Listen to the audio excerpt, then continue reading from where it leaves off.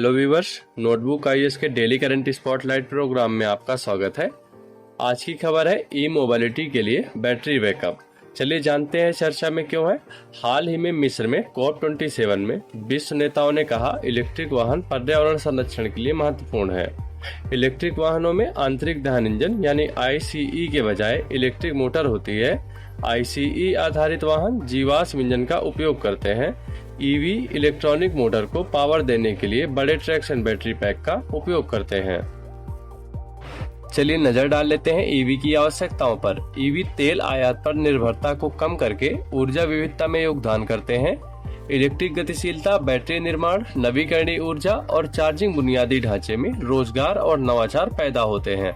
Electric वाहनों की परिचालन लागत कम होती है क्योंकि बिजली आमतौर पर गैसोलीन और डीजल की तुलना में सस्ती होती है।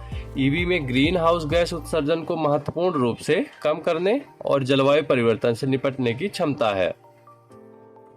चलिए देख लेते हैं EV के संबंधित चुनौतियां क्या क्या है।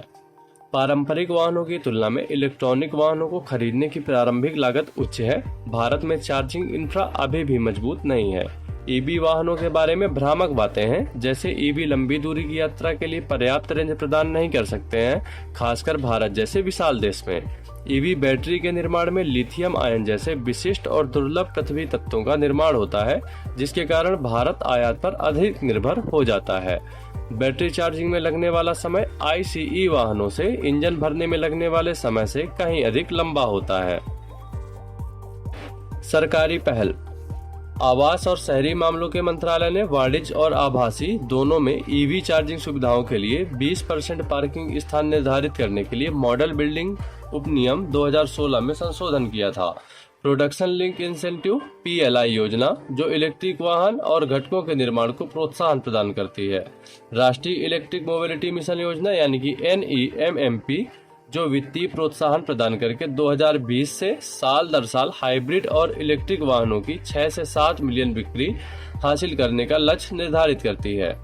FAME योजना 2, जो EV निर्माताओं और खरीदारों को प्रोत्साहन प्रदान करती है। इस प्रोत्साहन में सब्सिडी, कर छूट, तकनीकी वित्त पोषण आदि शामिल है। नजर डाल लेते हैं इसके समाधान अथवा निष्कर्ष पर। रेंज की चिंता की समस्या को बैटरी दक्षता में वृद्धि और चार्जिंग पॉइंट पर विस्तार से हल किया जा सकता है। चार्जिंग पॉइंट के विस्तार के लिए अधिक निवेश की आवश्यकता है। सरकार को बैटरी निर्माण संयंत्रों में निजी निवेश को आकर्षित करना चाहिए और साथ में नई प्रौद्योगिकी पर भी ध्यान देने की आवश्यकता है। चलिए नजर डाल लेते हैं आज के प्रीलिम्स प्रैक्टिस क्वेश्चन में। हाल ही में FAME योजना चर्चा में रही है। यह संबंधित है अंतरिक्ष विज्ञान, इलेक्ट्रिक वाहन, विज्ञान में लड़कियों की भागीदारी बढ़ाने में, पंचायती राज संरचना को सशक्त बनाने में। इस उत्तर का सही जवाब हमसे कमेंट बॉक्स में जरूर साझा करें। चलिए देख लेते हैं मुख्य परीक्षा का अभ्यास प्रश्न।